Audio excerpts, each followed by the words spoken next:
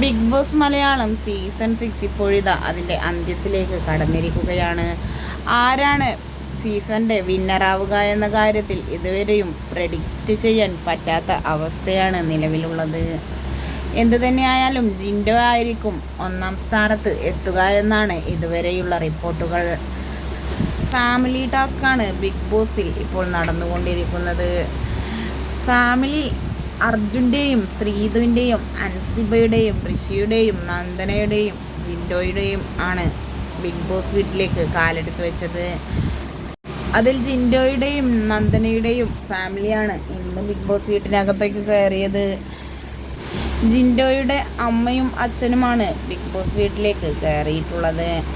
കുറച്ച് ദിവസങ്ങൾക്ക് മുൻപായിരുന്നു ജാസ്മിൻ ജാഫർ ജിൻഡോയെ കരിഞ്ഞ മത്സ്യകന്യകൻ എന്ന് അഭിസംബോധന ചെയ്തുകൊണ്ട് സംസാരിച്ചത്. അത് പിന്നീട് വൻ വിവാദങ്ങളായി മാറുകയും ചെയ്തിരുന്നു.